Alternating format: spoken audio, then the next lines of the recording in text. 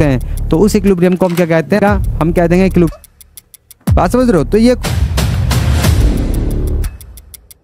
Hello guys, welcome to Raizen academy, myself Umesh Yadav.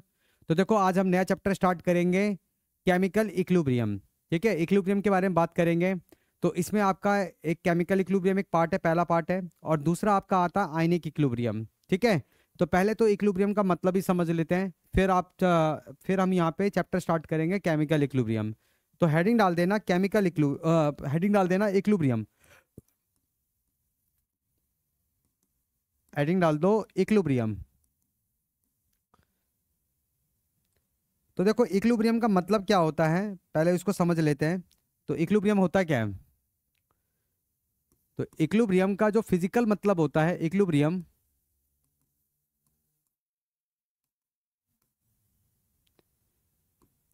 में be defined as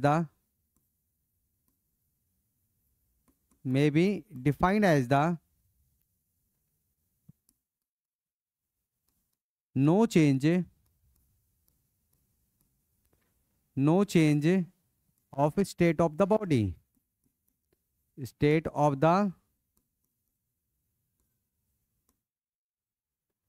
the body with time. अगर वक्त के साथ किसी बॉडी की स्टेट में कोई चेंज नहीं आ रहा है, तो मतलब फिजिकल मतलब देख रहे हैं, ठीक है ना। फिजिकल सेंस में इक्विलिब्रियम का क्या मतलब होगा? तो इक्विलिब्रियम का क्या मतलब होता है, अगर वक्त के साथ, टाइम के साथ बॉडी के स्टेट में कोई चेंज नहीं आ रहा है। जैसे अगर बॉडी रेस्ट पर है तो रेस्ट पर ही रहता है, तो वो इक्विलिब्रियम है। अगर बॉडी मोशन में है तो मोशन में रहता है, तो वो भी क्या है, आपका इक्विलिब्रियम है। तो अगर वक्त के साथ बॉडी के स्टेट में कोई चेंज नहीं आता है, तो इसका क्या मतलब है कि वो इक्विलिब्रियम स्टेट पे है। ठीक है ना। तो इक्विलिब्रियम का फिजिकल मतलब यही होता है। तो इक्विलिब्रियम में be defined as the no change of state of the body with time. The state of body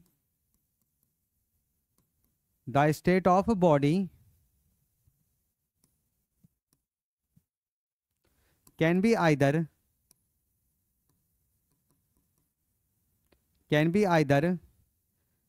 state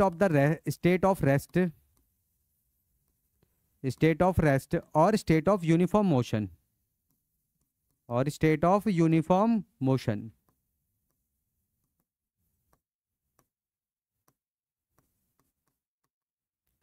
ठीक है। तो अगर वक्त के साथ बॉडी की स्टेट में कोई चेंज नहीं आ रहा है तो इक्विलिब्रियम है। तो इसका क्या मतलब हुआ कि या तो बॉडी रेस्ट पर होगा और रेस्ट पर ही रहता है, तो ये क्या आपका इक्विलिब्रियम है। या फिर बॉडी अगर यूनिफॉर्म मोशन में है और मोशन में ही रहता है, तो ये भी क्या होता है, आपका इक्विलिब्रियम होता है। तो इक्विलिब्रियम का फिजिकल मतलब यही होता है। तो आप कह सकते हो कि इक्विलिब्रियम का मतलब क्या होता है, no change with time. Time के साथ उसमें कोई चेंज नहीं आना चाहिए। ठीक है, तो नो चेंज विद टाइम, समझ गए।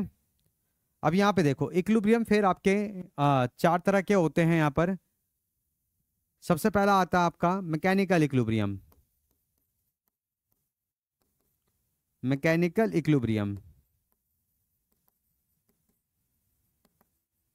दूसरा होता है आपका थर्मल इक्विलिब्रियम।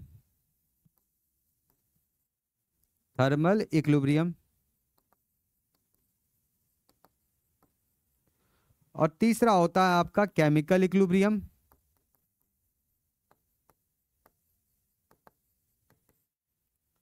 और चौथा होता है आपका आयनिक इक्विलिब्रियम।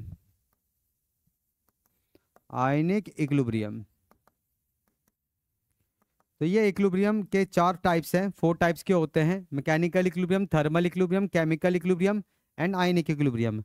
मैकेनिकल इक्विलिब्रियम में देखो, तो यहाँ पर क्या होगा, या तो बॉडी रेस्ट पर होगा, रेस्ट, या फिर मोशन में होगा। हाँ, और वक्त के साथ उसमें कोई चेंज नहीं आएगा, तो नो चेंज विद टाइम। तो हम क्या कहेंगे कि ये मैकेनिकल इक्विलिब्रियम है। थर्मल इक्विलिब्रियम क्या होता है, यहाँ पे टेम्परेचर आपका कांस्टेंट रहता है,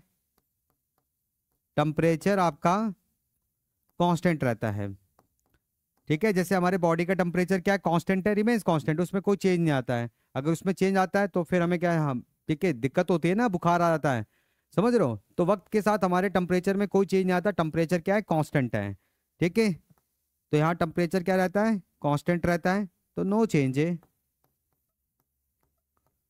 no change with time, time के साथ इसमें कोई चेंज नहीं आता है। तो इस तरह के इक्विलिब्रियम को हम क्या कहते हैं, थर्मल इक्विलिब्रियम कहते हैं।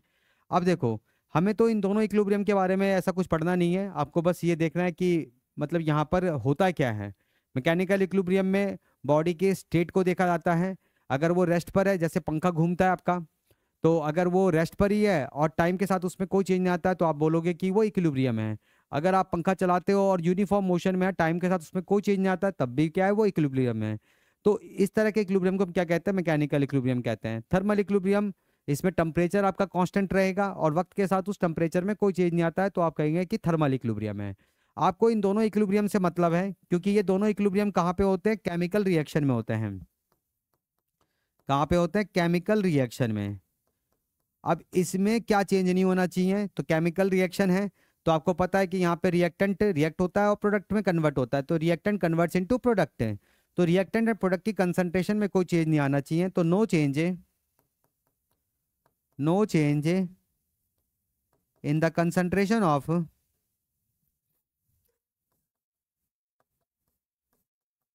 इन द कंसंट्रेशन ऑफ रिएक्टेंट,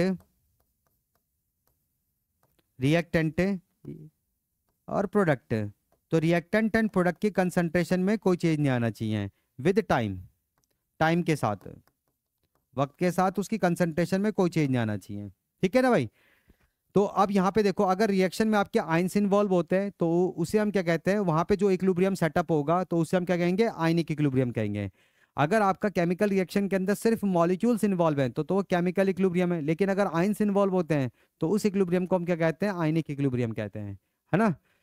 तो इतना नोट करो, फिर इसके बारे में बात करते हैं कि एग्जाम्पल लेते हैं और फिर इक्विलिब्रियम को और अच्छे से समझते हैं। फटाफट हेडिंग डालो और फटाफट इसे नोट करो। आगे देखो जरा, नेक्स्ट तो मैं एक रिएक्शन ले लेता हूं, जैसे एसिटिक एसिड है, एसिटिक एसिड है, एसिटिक एसिड एक वीक एसिड है। ये क्या आपका वीक एसिड है, जब इसे आप वाटर में डिसॉल्व करोगे तो ये पार्सली टूटता है। ठीक है, तो ये रिवर्सिबल रिएक्शन, ये जो आप इक्विलिब्रियम पढ़ते हो, ये ऑलवेज रिवर्सिबल रिएक्शन में होता है, इरिवर्सिबल रिएक्शन में नहीं होता है। ठीक है ना, बात समझ रहे हो। तो किस तरह की केमिकल रिएक्शन होनी चाहिए, ऐसी केमिकल रिएक्शन जो कि रिवर्सिबल हो, फॉरवर्ड एंड बैकवर्ड दोनों चलना चाहिए। ठीक है ना, बहुत डायरेक्शन में होना चाहिए, यानी कि रिएक्टेंट प्रोडक्ट में कन्वर्ट होना चाहिए और प्रोडक्ट फिर वापस से रिएक्टेंट बनाना चाहिए। तो इस तरह की रिएक्शन कभी भी कंप्लीट नहीं होती हैं। जो इरिवर्सिबल रिएक्शंस होती है, जैसे न्यूट्रलाइजेशन रिएक्शन है, तो वो कैसी होती है आपकी, इरिवर्सिबल होती हैं, तो वो कंप्लीट होती हैं, वो एक ही डायरेक्शन में आती है, फॉरवर्ड डायरेक्शन में, जहाँ पे रिएक्टेंट पूरा रिएक्ट हो जाता है और प्रोडक्ट में कन्वर्ट हो जाता है। तो उस तरह की रिएक्शंस के केस में आपको इक्विलिब्रियम देखने को नहीं मिलेगा। इक्विलिब्रियम के लिए रिएक्टेंट एंड प्रोडक्ट दोनों प्रेजेंट होने चाहिए, तभी इक्विलिब्रियम सेटअप होता है। तो इसीलिए इक्विलिब्रियम रिवर्सिबल रिएक्शंस के केस में होता है। ठीक है ना भाई। तो इसलिए हम ये रिवर्सिबल रिएक्शन ले रहे हैं, तो ये डिसोसिएट होता है किसमें, एसीटेट आयन में, और प्लस में H पॉजिटिव आयन है। अब यहाँ पे देखो जरा, अब ये कोई नहीं बता सकता है कि इक्विलिब्रियम कहाँ पे आएगा, इक्विलिब्रियम कहीं पे भी आ सकता है। बात समझ रहे हो। देखो ये जो इक्विलिब्रियम है ना, ये क्या रिप्रेजेंट करता है, ये एक्सटेंट ऑफ द रिएक्शन को रिप्रेजेंट करता है, मतलब रिएक्शन कितनी हद तक हो रहा है, रिएक्टेंट आपका कितना प्रोडक्ट में कन्वर्ट हो रहा है। ठीक है ना, ये कह सकते हो कि आपका जो रिएक्शन है, रिएक्शन इस तरीके से कह सकते हो, रिएक्शन जो होता है वो आपका रिएक्टेंट की साइड में ज्यादा है या प्रोडक्ट की साइड में ज्यादा है। समझ रहे हो, एक्सटेंट ऑफ रिएक्शन के बारे में बताता है कि रिएक्शन कितना हो रहा है। ठीक है, रिएक्टेंट की साइड में ज्यादा है कि प्रोडक्ट की साइड में ज्यादा है, इस तरीके से। पर इक्विलिब्रियम कहाँ पे आएगा वो कोई नहीं बता सकता, इक्विलिब्रियम कहीं पे भी आ सकता है। ठीक है, जहां पे आपका रिएक्टेंट प्रोडक्ट की कंसंट्रेशन में कोई चेंज आता है वक्त के साथ, तो हम कह देंगे कि भाई इक्विलिब्रियम आ गया आप। ठीक है, जैसे सपोज करो मैं इसके 10 मोल्स ले लेता हूं, मैंने एसिटिक एसिड के 10 मोल्स ले लिए, एसिटिक एसिड के कितने मोल्स ले लिए, 10 मोल्स ले लिए। अब मान लो कि 10 मोल्स में क्या हुआ कि आपका एक मोल डिसोसिएट कर गया। ठीक है, 9 मोल बच गए हैं। यहाँ पे आपका जो इक्विलिब्रियम आता है वो क्या होता है, undissociated form and dissociated form के बीच में होता है। ठीक है, तो मान लो कि एक आपका मोल डिसोसिएट हो गया, तभी इक्विलिब्रियम आ गया, तभी इक्विलिब्रियम आ गया। तो 9 मोल्स इसके बच गए हैं, 9 मोल्स इसके बच गए। आप वाटर लिखो ना लिखो कोई दिक्कत नहीं है, वो तो मैंने बस बताने के लिए यहाँ पे वाटर लिख दिया है। ठीक है ना, तो 9 मोल्स इसके बच गए हैं, एक एक मोल ये बन रहा है। ठीक है, इसी तरीके से आप कह सकते हो कि इसके 8 क्या कहते हैं, 10 में से इसके 2 मोल्स रिएक्ट हो गए, 8 मोल्स बच गए।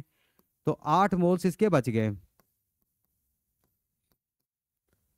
तो ये कितना बना, इसके 2 मोल्स बने। देखो मैं बैलेंस की बात नहीं कर रहा हूँ, ठीक है ना, बस सिर्फ समझाने के लिए बता रहा हूँ। बात समझ रहे हो, ये भी 2 मोल्स होंगे, 2H पॉजिटिव। इसी तरीके से मान लो कि 3 मोल्स इसके रिएक्ट हो गए, तो 7 मोल्स बच जाएंगे, तो 7 और 3 होगा इस तरीके से, ठीक है। फिर आपका क्या हो जाएगा, इसी तरीके से आएगा आपका 5 मोल्स रिएक्ट हो गए, 5 मोल्स बच गए हैं। तो यहाँ पर क्या हो जाएगा, रिएक्टेंट एंड प्रोडक्ट दोनों की कंसंट्रेशन क्या हो जाएगी, सेम हो जाएगी। दोनों के मोल्स क्या हो गए, सेम हो गए हैं। दोनों के मोल्स सेम हो गए हैं, ठीक है। तो ऐसे और आगे बढ़ोगे, मान लो कि अब 9 मोल्स इसके रिएक्ट हो गए, 1 मोल बच गया है। तो CH3COOH equilibrium gives to 9CH3COO negative plus में 9H पॉजिटिव, 9H पॉजिटिव, ठीक है। अब यहाँ पे इक्विलिब्रियम कहीं पे भी आ सकता है, मुझे नहीं पता। इक्विलिब्रियम पहले वाले में भी आ सकता है, यहाँ भी आ सकता है, यहाँ भी आ सकता है। बस सिंपल सी बात है कि जब रिएक्टेंट प्रोडक्ट की कंसंट्रेशन में वक्त के साथ चेंज नहीं आएगा, हम कह देंगे इक्विलिब्रियम अटेंड हो गया है। तो मान लो कि आपका पहले इक्विलिब्रियम अटेंड हो गया है। अब ये जरूरी नहीं होता है, इक्विलिब्रियम का ये मतलब नहीं होता कि 50-50 होना चाहिए। मतलब रिएक्टेंट प्रोडक्ट दोनों की कंसंट्रेशन जब बराबर होती है तो तभी आपका इक्विलिब्रियम होता है, ऐसा नहीं है, ठीक है। वो भी इक्विलिब्रियम हो सकता है, वो भी इक्विलिब्रियम होता है, बात समझ रहे हो, वो भी इक्विलिब्रियम होता है, लेकिन सिर्फ वही इक्विलिब्रियम होता है ऐसा नहीं। इक्विलिब्रियम तो कहीं पे भी अटेंड हो सकता है, रिएक्टेंट प्रोडक्ट की कंसंट्रेशन अलग अलग भी हो सकती है। और अगर आपका उसमें चेंज नहीं आता है वक्त के साथ, तो हम कहेंगे कि भाई वो इक्विलिब्रियम पे है, ठीक है ना, बात समझ रहे हो। तो यहाँ पर आपका रिएक्टेंट प्रोडक्ट की दोनों की कंसंट्रेशन क्या होनी चाहिए, रिमेन्स कांस्टेंट होनी चाहिए and there is no change with time. Time के साथ उसमें कोई चेंज नहीं आना चाहिए। अब चाहे वो बराबर हो जाए चाहे वो अलग हो, इससे कोई फर्क नहीं पड़ता है। ये आपका, ठीक है ना, ये इक्विलिब्रियम का मतलब नहीं होता कि 50-50 होना चाहिए, बराबर बराबर होगा तभी इक्विलिब्रियम होता है, ये इक्विलिब्रियम का मतलब नहीं होता है। इक्विलिब्रियम का क्या मतलब होता है, no change with time, simple सी बात है। अब कंसंट्रेशन बराबर भी हो सकती है या फिर अलग भी हो सकती है। अब यहाँ पे देखो जरा, अब आपको पता करना है कि रिएक्शन किस साइड ज्यादा शिफ्ट हो रखा है, मतलब ये रिएक्टेंट की साइड में ज्यादा शिफ्ट हो रखा है या प्रोडक्ट की साइड में शिफ्ट हो रखा है। तो इसका हम क्या करते हैं, रेशो निकाल लेते हैं। तो molar concentration of product upon A molar concentration of reactant है, इसी को हम क्या कहते हैं, इक्विलिब्रियम कांस्टेंट कहते हैं। इस रेशो को क्या कहते हैं, इक्विलिब्रियम कांस्टेंट कहते हैं। तो ये जो इक्विलिब्रियम कांस्टेंट होता है ये क्या रिप्रेजेंट करता है, ये क्या रिप्रेजेंट करता है, represent the extent of the reaction, extent of the reaction, ठीक है भाई। तो ये एक्सटेंट ऑफ द रिएक्शन को रिप्रेजेंट करता है। जैसे हम मान लेते हैं कि दूसरे वाले में इक्विलिब्रियम आ गया है, तो यहां पे क्या हो जाएगा आपका, तो के इक्विलिब्रियम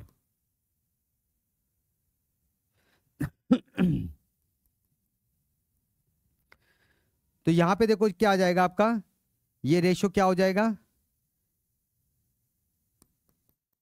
के इक्विलिब्रियम इज इक्वल टू आपका यहाँ पे प्रोडक्ट कितना है, प्रोडक्ट आपका 2 है और ये कितना है आपका 8 है, ठीक है।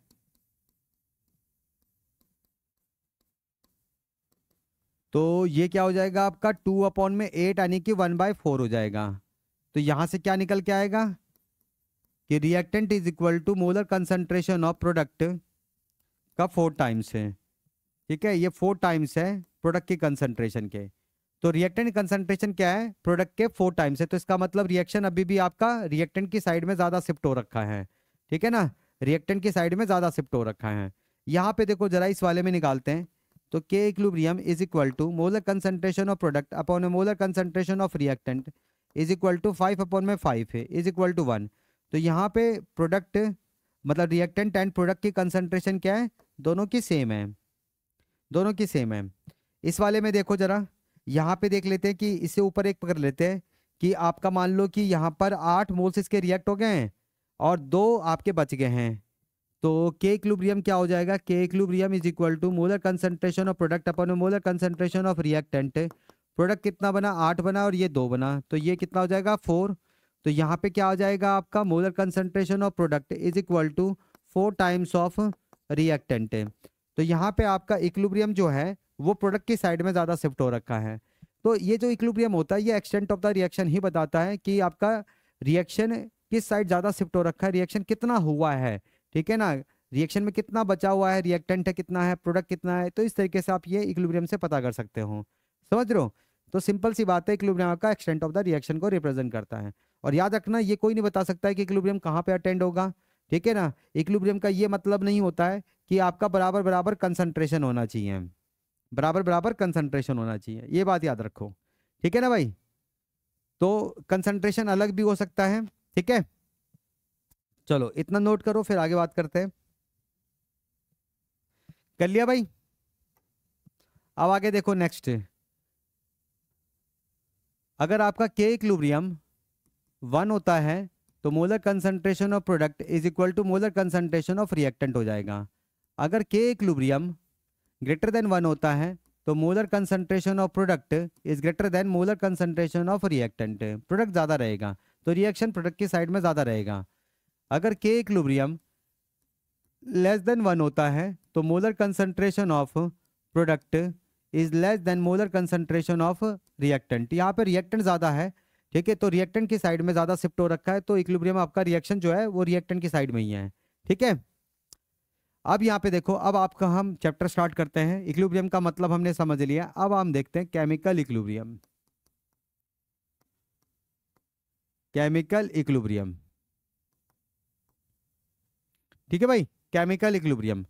अब यहाँ पे देखो जरा, तो केमिकल इक्विलिब्रियम का मतलब क्या होता है पहले वो देख लेते हैं। तो chemical equilibrium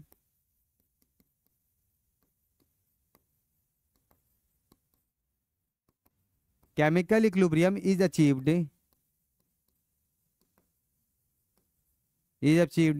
when the rate of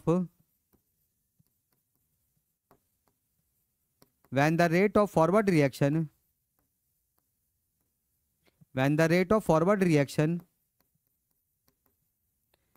is equal to the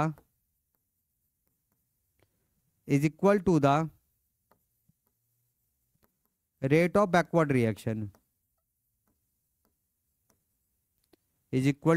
of backward reaction,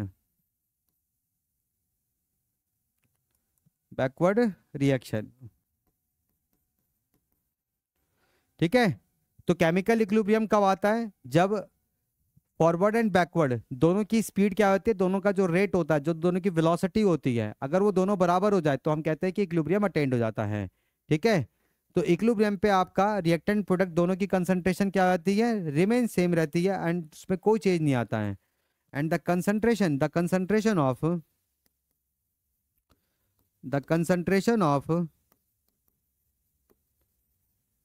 the reactant and product remain same रहता है, रिमेन्स सेम रहता है। अब ये बराबर भी हो सकता है, अलग भी हो सकता है। Remain same and no change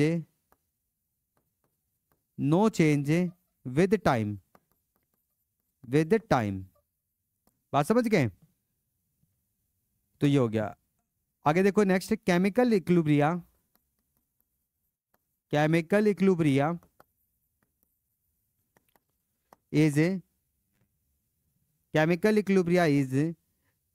is stable.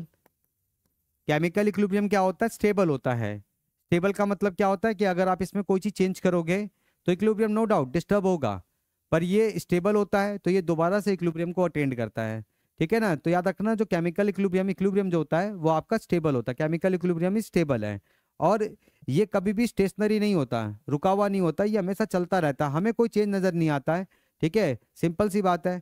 अगर मान लो कि यहाँ पे रिएक्टेंट के मोल्स क्या है, 5 है, और प्रोडक्ट के मोल्स भी क्या है, 5 है, तो क्या होता है कि यहाँ पे रिएक्शन हमेशा होती रहती है। जैसे इसके 1 मोल और डिसोसिएट होंगे तो इसके कितने हो जाएंगे, 6 हो जाएंगे, इसके 4 हो जाएंगे, ठीक है। लेकिन क्या होता है कि जो एक्स्ट्रा 1 मोल बना हुआ है वो वापस से रिएक्ट होके ये बना देता है, तो ये आपका इसमें फिर कोई चेंज नहीं आता है। बात समझ रहे हो? तो इस तरीके से होता है। तो इक्विलिब्रियम कभी भी स्टेशनरी नहीं होता, ये डायनामिक नेचर का होता है। तो chemical equilibrium is stable and dynamic in nature,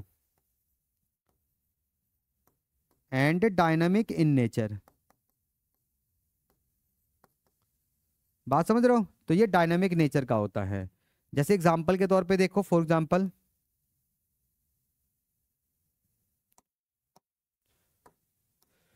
for example जैसे कि कुछ रिएक्शंस ले लेते हैं, N2 गैस है प्लस में 3H2 गैस है गिव्स टू 2NH3 गैस है। तो ये देखो आपका हैबर्स प्रोसेस होता है, हैबर्स प्रोसेस है।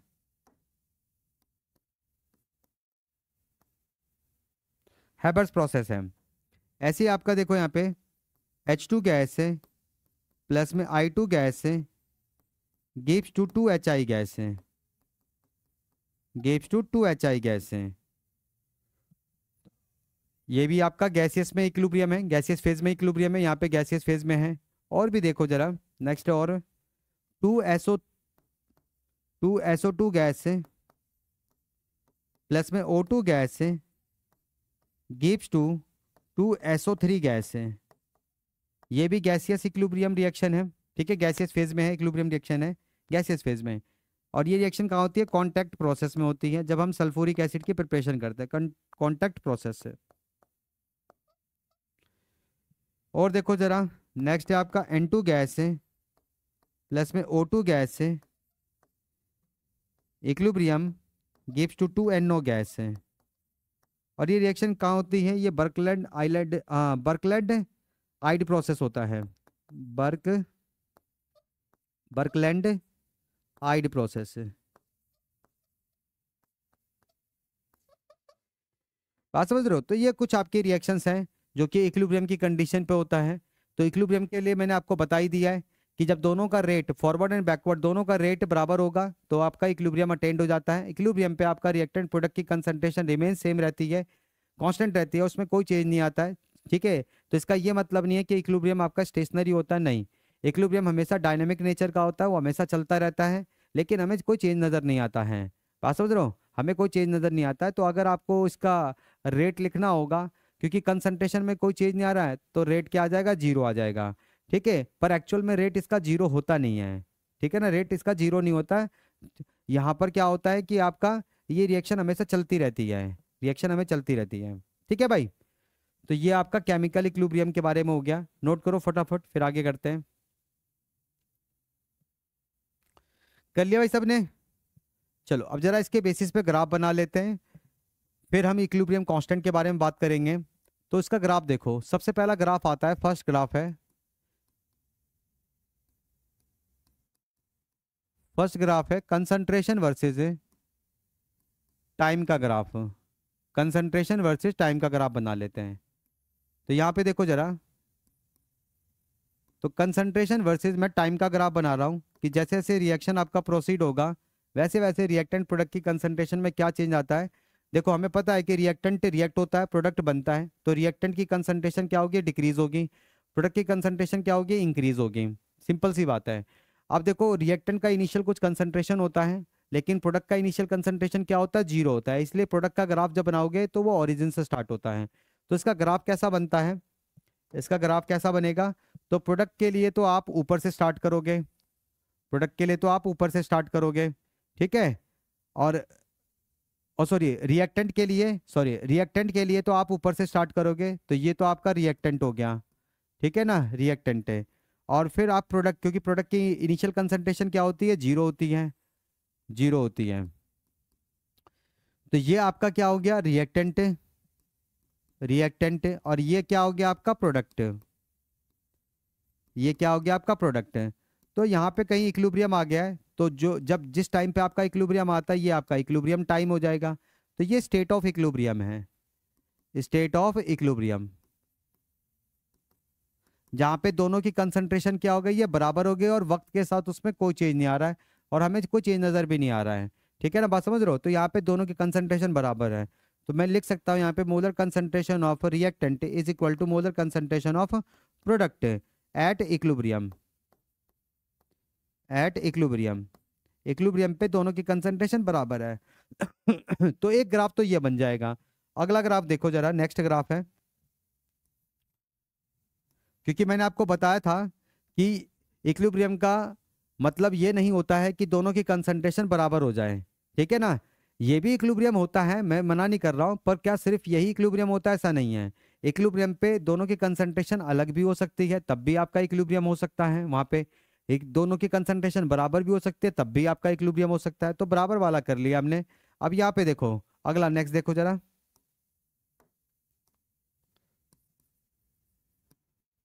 कंसंट्रेशन वर्सेस टाइम का ग्राफ है। कंसंट्रेशन वर्सेस टाइम का ग्राफ है। तो रिएक्टेंट का ग्राफ तो आपको पता ही है कि ऊपर से स्टार्ट होता है, लो भाई कर दिया ऊपर से स्टार्ट। और प्रोडक्ट का ग्राफ जो होता है वो ओरिजिन से स्टार्ट होता है इस तरीके से, ठीक है। तो ये तो आपका हो गया प्रोडक्ट, और ये हो गया आपका रिएक्टेंट। रिएक्टेंट कहीं जाके इक्विलिब्रियम आ रहा होगा, कहीं जाके इक्विलिब्रियम आ रहा होगा, मान लो यहाँ पे आ गया, तो ये आपका टाइम क्या हो गया, इक्विलिब्रियम वाला टाइम हो गया, और ये स्टेट ऑफ इक्विलिब्रियम पे आ गया, स्टेट ऑफ इक्विलिब्रियम। तो यहाँ पे देख सकते हो कि रिएक्टेंट एंड प्रोडक्ट की दोनों की कंसंट्रेशन क्या है, बराबर नहीं है। तो एट इक्विलिब्रियम, एट इक्विलिब्रियम यहाँ पे, अब इक्विलिब्रियम पे देखो जरा, आपका रिएक्टेंट एंड प्रोडक्ट दोनों की कंसंट्रेशन बराबर नहीं है, ठीक है। Reactant not equal to product, product के बराबर नहीं है। यहाँ पे क्या हो रहा है, प्रोडक्ट की concentration as compare to reactant वो क्या ज़्यादा है, ठीक है। तो molar concentration of product greater than molar concentration of reactant, ज़्यादा है, ठीक है। तो ये भी आपका इक्विलिब्रियम का ग्राफ है, ये भी इक्विलिब्रियम है, ठीक है। तो मैं वही कह रहा हूँ, सिर्फ यही इक्विलिब्रियम नहीं होता, ये भी इक्विलिब्रियम है, ठीक है भाई। एक और ग्राफ देखो इसका, वो भी इक्विलिब्रियम ही होता है, वो भी इक्विलिब्रियम ही होता है। कंसंट्रेशन वर्सेस टाइम का ग्राफ है, कंसंट्रेशन वर्सेस टाइम का ग्राफ है। तो बना लेते हैं भाई जरा इसे। तो बताया था रिएक्टेंट का ग्राफ ऊपर से स्टार्ट होता है, ये लो ऊपर से स्टार्ट हो गया, ये तो हो गया आपका रिएक्टेंट। प्रोडक्ट, ये आपका प्रोडक्ट का ग्राफ हो गया, प्रोडक्ट का ग्राफ हो गया। कहीं किसी टाइम पे ये इक्विलिब्रियम की कंडीशन पे आ रहा होगा, तो ये टाइम क्या हो गया, इक्विलिब्रियम टाइम हो गया, और ये state of equilibrium, state of equilibrium. बात समझ रहे हो, स्टेट ऑफ इक्विलिब्रियम। अब यहाँ पर देखो, यहाँ पे भी इक्विलिब्रियम पे क्या हो रहा है, एट इक्विलिब्रियम रिएक्टेंट और प्रोडक्ट दोनों की कंसंट्रेशन सेम नहीं आ रही है, सेम नहीं है, नॉट इक्वल टू प्रोडक्ट, ठीक है। यहाँ पे रिएक्टेंट की कंसंट्रेशन क्या है, अभी भी ज्यादा है प्रोडक्ट की कंसंट्रेशन से, प्रोडक्ट यहाँ पे कम है। बात समझ रहे हो, यानी कि आपका जो रिएक्शन है वो रिएक्टेंट की साइड ज्यादा है, उसकी साइड ज्यादा झुका हुआ है एज कम्पेयर टू प्रोडक्ट। यहाँ पे आपका प्रोडक्ट की साइड ज्यादा झुका हुआ है, यहाँ पे आपका दोनों बराबर ही है, ठीक है ना, दोनों की कंसंट्रेशन बराबर है। तो मैं वही कह रहा हूँ कि इक्विलिब्रियम का मतलब सिर्फ वही नहीं होता है 50-50 बराबर हो, इक्विलिब्रियम का ये भी मतलब होता है जहाँ पे रिएक्टेंट प्रोडक्ट की कंसंट्रेशन में कोई चेंज नहीं आ रहा है एट विद टाइम, टाइम के साथ है, ठीक है।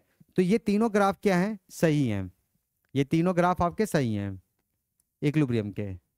बात समझ गए, चलो फटाफट नोट करो इसे, फिर रेट का ग्राफ बना लेते हैं, रेट वर्सेस टाइम का ग्राफ हो जाएगा, ठीक है। आगे देखो जरा, नेक्स्ट है अगला, देखो सेकंड है, सेकंड है आपका रेट वर्सेस टाइम का ग्राफ। तो इसका ग्राफ कैसा बनेगा, इसका ग्राफ कैसा बनेगा, तो जैसे हमने कंसंट्रेशन वर्सेस टाइम का ग्राफ 3 ग्राफ बनाए थे, ऐसे ही यहाँ पे भी इसके 3 ग्राफ बना लेते हैं, और आप बताओगे कि इसमें से कौन सा सही है। तो रेट वर्सेस टाइम का ग्राफ बना रहा हूँ। तो पहला ग्राफ हमने जहाँ पे कंसंट्रेशन को बराबर किया था, तो कर लेते हैं भाई इसमें जरा।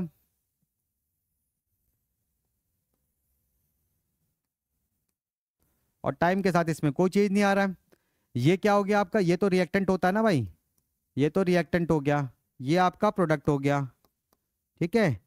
तो ये आपका रेट ऑफ फॉरवर्ड रिएक्शन हो गया, rate of forward reaction, forward reaction, ठीक है। और ये क्या हो जाएगा आपका, rate of backward reaction, rate of backward reaction. किसी टाइम पे इक्विलिब्रियम पे आ गया है, तो ये इक्विलिब्रियम टाइम हो गया, और ये स्टेट ऑफ इक्विलिब्रियम है, स्टेट ऑफ इक्विलिब्रियम, ठीक है भाई। तो ये तो पहला ग्राफ बना लिया। दूसरा ग्राफ क्या बनाया था हमने, दूसरा ग्राफ देखो, सेकंड ग्राफ, तो वही रेट वर्सेस टाइम का ग्राफ है, रेट वर्सेस टाइम का ग्राफ। तो सेकंड ग्राफ हमारा यही वाला था, है ना भाई। तो ये हो गया आपका rate of forward reaction, rate of forward reaction, और ये है आपका rate of backward reaction, rate of backward reaction. किसी टाइम पे ये इक्विलिब्रियम पे आ रहा होगा, मान लो ये आपका इक्विलिब्रियम टाइम है,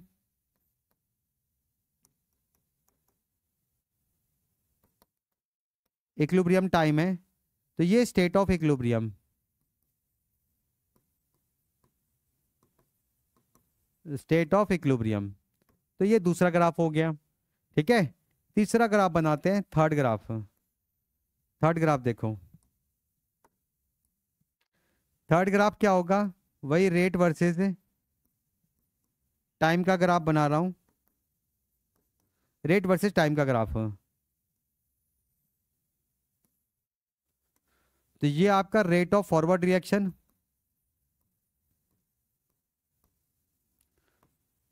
रेट ऑफ फॉरवर्ड रिएक्शन, ये आपका rate of backward reaction, rate of backward reaction.